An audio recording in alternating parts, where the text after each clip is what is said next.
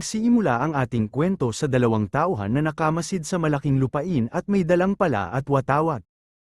Ang pangalan ng ating bida ay si Kim Soo-ho at may alaga siyang apat na nilalang na nagsalita ito na simulan na nila ito. Bilang si Lloyd Frontero, winawasiwas niya ang kanyang pala at tinusok niya sa lupa ang kanyang dalang pala at may lumabas na blueprint at kumalat ito sa buong paligid na ay mga modernong gusali at nap. Asabi siya sa kanyang sarili na siya ang babago sa kwentong ito. Ang ating bida na Lloyd ay tinawag niya ang assistant na si Habil at napasabi si Lloyd na ito ay magiging pera lahat na may lokolokong muka at malakas na tawa nito. At sabi ni Habil kay Lloyd na nababaliw ka na ata. Ilang taon ang nakalipas may isang system ang biglang lumabas at may nakasulat na ang iyong hiling ay random na napili at ipinagkaloob sa iyo ng super being, at si Kim ang ating bida ay binati ng system. Nagtataka si Kim kung namamalikmata lang ba siya at may lumabas ulit sa system na, ikaw ay naging tauhan sa kwentong Iron-Blooded Engineer. Biglang nagtaka si Kim na ito ang nobelang binasa niya noong nakaraang gabi, at nagpakita ang system na may nakasulat na gawin mo lahat ng kaya mo. At napatanong si Kim ano daw. Gawin mo ang lahat. Pero napaisip si Kim na hindi naman siya umiinom at paano ito naging makatutuhanan. Napasabi lamang na baka ito ang tawag nila na muling pagkabuhay na nababasa niya sa mga nobela. At tano MG niya sa sakyang sarili na nandito ba talaga siya sa ibang mundo pero nagtataka din siya kung bakit siya nakahandusay sa gitna ng daan. At agad bumangon si Kim at nakaramdam siya ng matinding lamig. Habang nakatayo na si Kim nagtataka din siya kung bakit hindi gumalaw ang kanyang bibig. Bigla namang lumabas ang system at nagbabala ito ni Kim hindi niya mag-alaw ang kanyang bibig dahil sa sobrang nakatulog ito sa daan. Nagalit naman si Kim sa nakakainis nitong tunog at agad niya itong hinampes pero hindi niya nataman. Pero napapaisip si Kim na alam niya na muli siyang nabuhay pero sino siya sa mga tauhan sa Iron-Blooded Engineer at naalala niya na wala namang kaganapan sa kwento kung saan nagsimula sa nakahiga sa G. Itna ng daan at habang sa nasa malalim sa pag-iisip si Kim. May biglang tumawag sa kanya na Sir Lloyd buti nandito ka, matagal na kitang hinahanap, habang napatingin si Kim sa taong lumapit sa kanya inoobserbahan niya ito. Ito ay may espada at puting buhok. Habang nakatingin si Kim sa taong tumawag sa kanya sinasabihan siya nito na umuwi na sa mansion, at ito pala si Habil Azrahan ang bida sa kwentong nabasa ni Kim. Napapasabi na lang si Kim na si Habil ang perpektong paglalarawan sa nobela pero nagtataka siya kung bakit siya tinawag na Lloyd. Ngunit sa nabasa ni Kim na ngayon si Lloyd tumakbo ang kwento si Habil ay naging tanyag na swordsman sa kontinente pero nagsimula siya sa bayan ng Arcos Frontera bilang isang kabalyero at isang lasin. Jero na galing sa pamilya ng Frontera na nagnagalan sing Lloyd ang lasi Jero ang ibig mong sabihin na ako yon. Pagalit na sinabi ni Lloyd.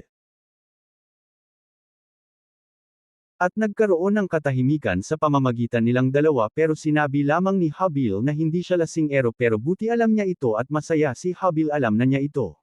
Bigla din lumabas ang system na tama si Habil.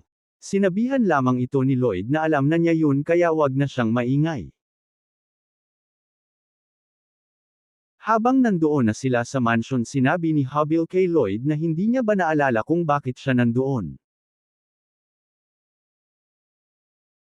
At hindi siya nakatanggap ng sagot mula kay Lloyd dahil sobrang nilalamig ito, pero sinabihan niya na lang si Lloyd na bago siya napunta doon uminom siya sa araw at dinurog ang mga gamit sa tavern.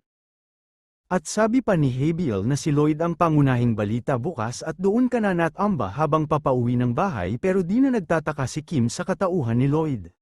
Ang hari ay pinadala si Habil para bantayan si Lloyd dahil ayaw ng hari na magluksa siya sa anak na tanga at hindi man lang kayang igalaw ang kanyang bibig. Napapasabi na lang si Habil sa kanyang isipan na masayadong malupit ang hari para sa kanyang anak. At habang hinahawakan ni Lloyd ang sahig hindi siya makapaniwala na isa itong medieval fantasy. Habang si Lloyd ay giniginaw, sinabihan siya ni Habil na magpahinga muna si Lloyd dahil kailangan niyang iulat sa hari ng tavern, pero sinabi ni Lloyd na kailangan pa ba yun. At sagot ni Habil ay oo. Napaisip lamang si Lloyd na masyadong determinado ang taong ta. At bigla na lang napatanong si Lloyd kay Habil na nalulunod ba sa utang ang kanyang bahay at naninibago si Habil sa mga pinagsasabi ni Lloyd at isinarado niya ang pinto. At napabulong niyang sinabi na alam na niya ang lahat tungkol sa kwentong ito. Sa masikip niyang kwarto nabasa na niya lahat ng chapter noong nakaraang gabi at alam niya ang kapalaran ni Lloyd, sa simula pa lang. Ang baronet at ang kanyang asawa ay niloloko ng isang masamang manlilinlang. Nawala ang lahat ng kanilang ari-arian at ari-arian. Buwan silang magpakamatay. At si Lloyd ay naging basag ulo at lasing-ero, at pagkatapos ay samuka siya ng dugo at namatay. Napasigaw lamang siya kung anong silb niya bilang isang baronet, at mas malala pa kaysa doon pa siya sa Korea. At napapatanong siya kung bakit sa kapalarang ito pa siya nabuhay. At kinaumagahan tinanong siya ng kanyang ina na si Marbella Fronteria na siya ba ang busag sa mga gamit sa tavern, at hindi niya masagot ang kanyang ina. Pero nakikiusap ang kanyang ina, humingi na lang ng tawad si Lloyd agad. At napapasabi na lang si Kim na kailangan niyang ayusin ang katawang ito.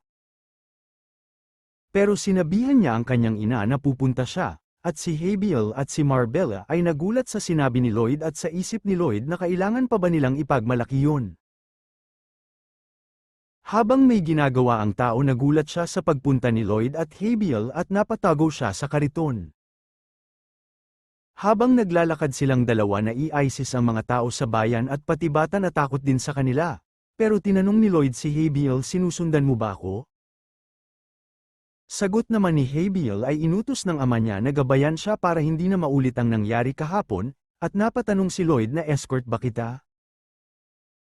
Ang sagot naman ni Habil ay hindi siya ang ini-escort niya ang mga tao sa paligid mula sa kanya. Ang sabi naman ni Lloyd ay nakakatakot pala siya.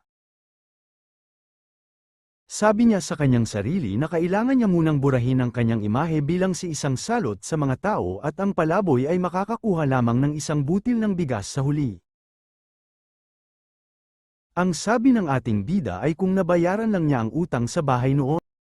At habang nandito siya sa bayan ng haring, maaari niyang makamtan ang kayamanan hanggang sa pagtanda.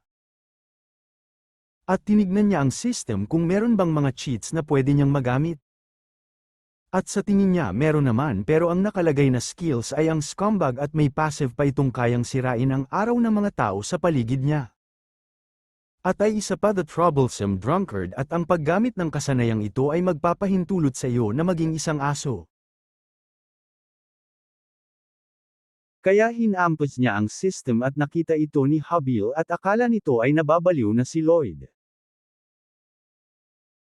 Pero tinanong niya si Lloyd kung saan sila pupunta dahil nandito na sila sa tavern. Napatanong si Habil na nagsisinungaling ka ba noong sinabi mo na hihingi ka ng tawad? At sumagot si Lloyd na hindi, may iniisip lang akong ibang bagay. At sa sinabi ni Lloyd, napatahimik na lang si Habil. At napansin ito ni Lloyd at tinanong niya ito kung anong problema at sumagot si Habil na wala. Kaya pumasok na sila. Biglang napaisip si Habil na ibang-iba na si Lloyd kahapon. Habang nakapasok na sila sa loob, makikita ang kalat na ginawa ni Lloyd kahapon at humingi ito ng kapatawaran sa mga ginagawa niya kahapon, at ang may-ari ay labis na nag-ingat. Napasabi lang siya kay Lloyd na huwag mong gawin yan, at napatanong si Lloyd sa kanyang sarili na lalo ba siyang natatakot dahil naging formal siya. At sinabi niya na lang na patawad, pero sa masungit na pananalita, at sinabihan siya ng system na hindi siya mukhang humingi ng tawag pero wala siyang pakirito. Ang sabi ng may-ari ay hindi na niya kailangan humingi ng tawad kahit labag ito sa kanyang loob, at napatahimik si Lloyd 164. Habang pauwi na bidang si Lloyd at Habil, at napasabi si Lloyd na kahit humingi siya ng tawad di pero natutuwa ang may-ari sa tungkol sa kanyang ginawa. Pero sinabihan lang siya ni Habil na natural lang yun dahil pasaway ang bida. At dagdag pa ni Habil, sinong matutuwa sa ginawa ni Lloyd kahapon na binasag ba naman ang lahat ng gamit at palamuti sa tindahan ng alak. SB pa nito kay Lloyd na alam ba niya na dugo, pawis at pera ang ginastos sa may-ari ng tindahan ng alak, kung hindi ito bayaran ni Lloyd malabong makontento may-ari sa kanyang ginawa. Napapaisip na lang si Lloyd na kailangan niya munang bayaran ang utang sa kanyang bahay at lumayo na muna sa mga resedan, pero wala siyang magawa kung hindi niya bayaran ang utang at napapasabi lamang ito sa sarili na ano ang dapat niyang gawin. Sabi ni Lloyd na ang ina ng may-ari naghirap parent sa lamig mula noong taglamig. Sa sobrang karahasan ni Lloyd, hindi niya ba man lang naisip na sobrang sakit yun para sa kanya? At napapikit lang si Lloyd sa mga sinasabi ni Habil na mukhang nagsisisi, at naisipip ni Lloyd ito ay medyo mahal sa tindahan ng alak. At hindi man lang mapainit ang buong lugar sa isang pugon lang.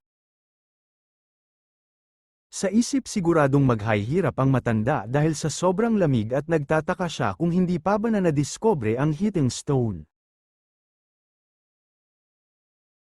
Napahinto lamang si Lloyd sa kanyang paglalakad at may biglang nagkaroon siya ng ideya at naiintindihan na niya ang isang bagay.